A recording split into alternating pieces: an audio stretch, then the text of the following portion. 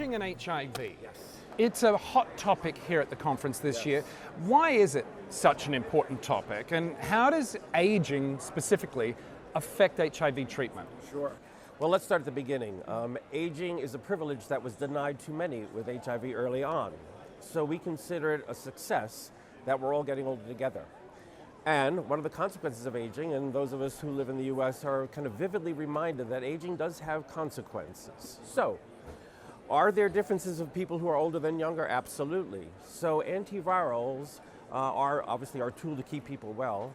How should they be different for people older than younger? What data do we want in people who are older to be confident that they're safe enough and well tolerated? And that's been Gilead's focus, is to provide that data so that people at any age can be confident that these regimens are working for people like me. What can be done to help support people and those of us who are aging with HIV? Sure, there's many things that can be done. At least in terms of medical science, again, it's providing data so that instead of a 65-year-old coming in and saying, do you have data in people like me? And we're saying, well, I've got data in younger people and it probably applies. How about, here's a study that was only in people 65 and older, like we have done. So I think that changes the confidence and it changes the conversation. So that's one. Two is, what are the social supports? What are the issues around stigma, around loneliness, around community support, about normalizing aging?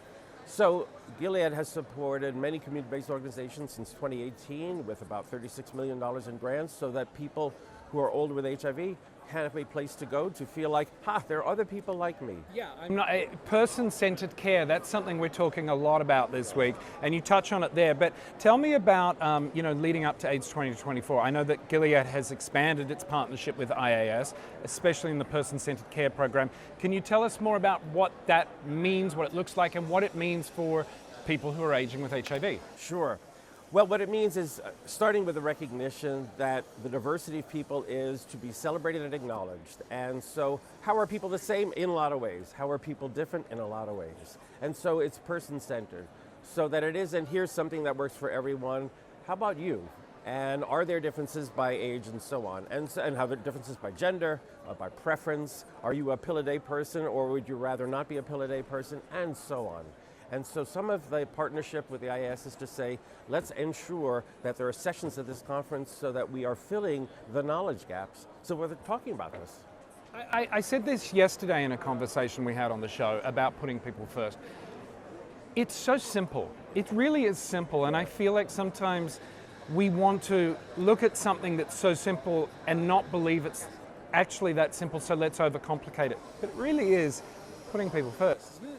It's very simple, but it's also a reminder to clinicians that it's not just about the percent with a certain lab test, it's this person. And clinicians just need to be reminded that, yeah, your lab test is this, but how are you? Are you okay?